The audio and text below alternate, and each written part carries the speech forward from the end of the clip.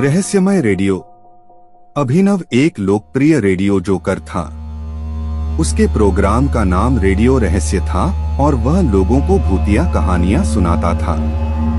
अधिकांश लोग उसकी कहानियों में विश्वास नहीं करते थे, लेकिन अभिनव को यकीन था कि ऐसी चीजें होती हैं।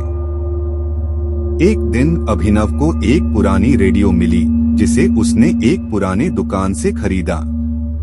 जैसे ही वह रेडियो चालू करता है, उस पर एक भूतिया आवाज सुनाई देती है। कौन है? अभिनव डरकर पूछता है। मैं हूँ, तुम्हारी मदद करूंगा, रेडियो से आवाज आती है। अभिनव को लगता है कि वह सुन्न हो रहा है, लेकिन रेडियो से वापस आवाज आती है। मेरी मदद करो, मुझे छोड़ दो। अभिनव डर जाता है, लेकिन उसे ऐसा लगता है कि उसकी मदद करनी चाहिए। रात के समय अभिनव रेडियो को फिर से चालू करता है और वह फिर से वही आवाज सुनता है। मेरी मदद करो, मुझे छोड़ दो। अभिनव निर्णय लेता है कि वह रेडियो की बातों पर विश्वास करेगा और उसकी मदद करेगा। अगले दिन अभिनव एक विशेष शो में उस रेडियो को चलाता है, जहां वह रेडियो चालू करता है और वही आवाज सुनता है। कौन हो तुम? वह पूछता है। मैं एक आत्मा हूँ जो इस रेडियो में फंसा हुआ हूँ, तुम मुझे छोड़ सकते हो, आवाज आती है। अभिनव डर जाता है, लेकिन फिर भी उसको ऐसा लगता है कि वह उसकी मदद करना चाहिए। अभिनव अपने दोस्तों को बुलाता है और उन्हें सब कुछ बताता है। वे सभी मिलकर रेडियो की मदद करने का निर्णय लेते हैं।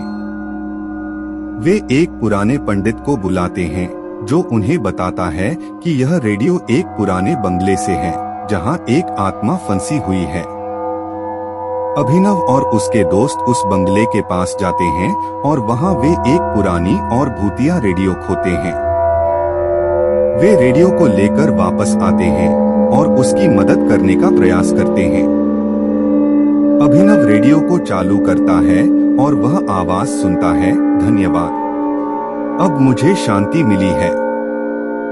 अभिनव और उसके दोस्त खुश हो जाते हैं, लेकिन रात को जब अभिनव रेडियो को चालू करता है, वह फिर से वही आवाज सुनता है, मुझे और शांति चाहिए।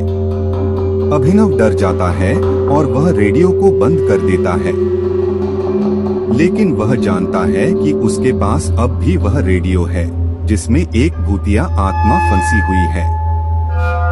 यह कहानी दरअसल यह दिखाती है कि कभी-कभी हम जिंदगी के अंधकार में आकर अजीबोगरीब चीजों का सामना कर सकते हैं और हमें इससे बचने की कोशिश करनी चाहिए।